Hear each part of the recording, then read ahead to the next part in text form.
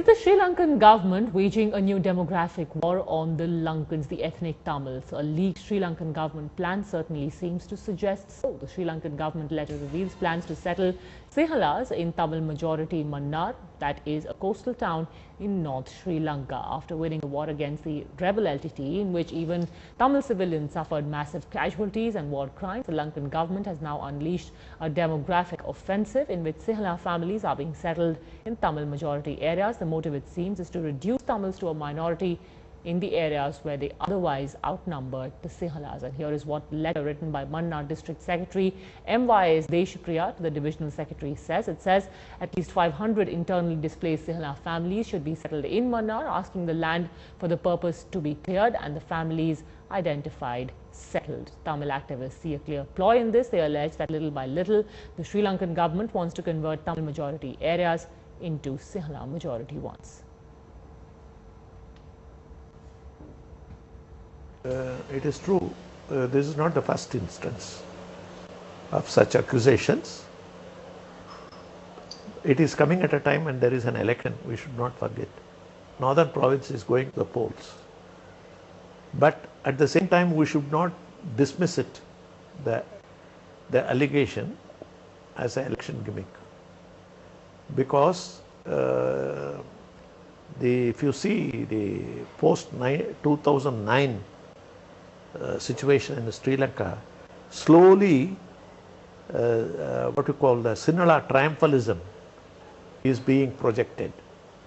There is less tolerance of other religions. President Rajapaksa is a very shrewd man. He is fully aware of this. Then why is it happening? I personally feel because these things are coming up now because he wants to win the election in the two other provinces which are going for poll. One of the main reasons why the Sri Lankan government is pursuing this policy are the upcoming local elections in the northern province, like Colonel Hariharan just said. And Mannar is a part of the northern province. The move is being seen as a ploy to help Mahinda Rajapaksa's party, the United People's Freedom Alliance, win the election. This is not the only instance of how the Lankan government has deceived the Tamil minority. The Lankan government has failed to admit, even in the face of mounting evidence, that its troops indulged in war crimes against the Tamils. Thereafter, it has gone back on its promise to apply the 13th Amendment that entails an autonomy to the provincial councils in the north. The Tamils are struggling to find their feet thanks to war ravages. It should not come at the cost of Tamils. I am sure President Rajapaksa is a very shrewd man. He is fully aware of this. Then why is it happening? I personally feel because these things are coming up now because he wants to win the election in the two other provinces which are going for polls.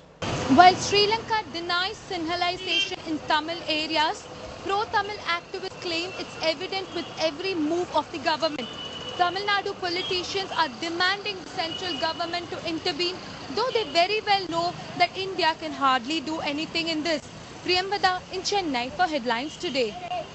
In fact, Prada is live with us from Chennai now. How does the Tamil community in Sri Lanka, in the north of Sri Lanka, plan to combat the move of the Sri Lankan government? Can they do anything at all about it?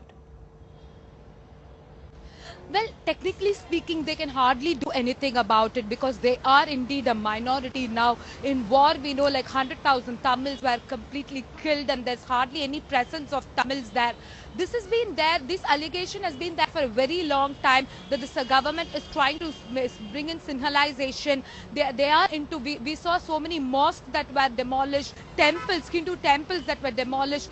Basically, it is to instill the Sinhalese feelings in the minds of people. That is what the Tamil people there are feeling. And this is the time when the UN Secretary for Human Rights, Navi Pillai, is there in Sri Lanka. She's assessing the post-war situation and trying to find out whether the Sri Lankan government is sticking to the norms mentioned in the LLRC recommendations that the Sri Lankan government had itself formed to ensure that Tamil people are given equal rights. So probably my sources are telling a lot of Tamils have discussed about these issues.